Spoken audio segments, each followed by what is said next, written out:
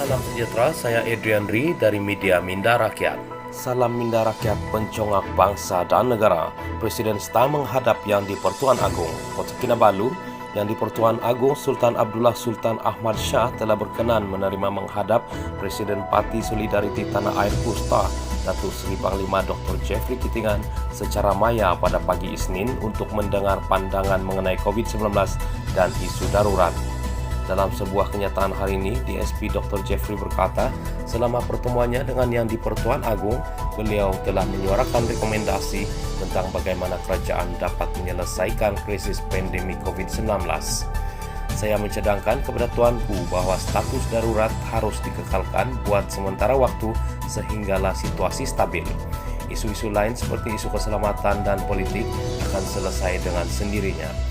Saya juga menekankan pengajaran yang kita semua harus ambil dari Sabah, di mana pilihan raya pada September tahun lalu telah memicu gelombang ketiga COVID-19 di Malaysia.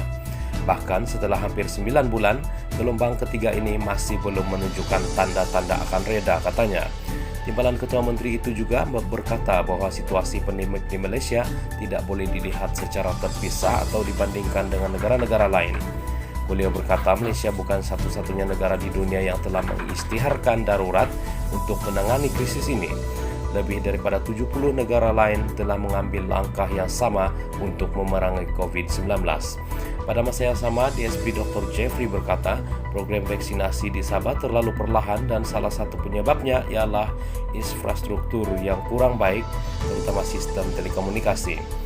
Ada keperluan mendesak untuk meningkatkan program kesedaran vaksinasi dan kerajaan Sabah melakukan segala yang termampu untuk membantu rakyat baik secara sosial maupun ekonomi. Pada pendapat saya, pusat vaksinasi harus lebih mudah diakses dan semua klinik kesihatan awam, swasta dan desa harus mempunyai akses ke vaksin, katanya. Beliau turut menyarankan agar Kementerian Kesihatan mencontohi negara lain seperti India dengan menyediakan perkhidmatan vaksinasi bergerak di kawasan luar bandar.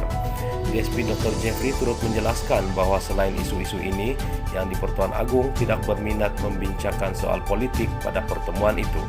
Dalam ucapan penutupnya, Yang di-Pertuan Agong mengucapkan terima kasih kepada DSP Dr. Jeffrey G. Kitingan atas cadangan-cadangan beliau dan mendoakan yang terbaik bagi Sabah dalam memerangi dan menangani pandemik COVID-19 di wilayah Sabah.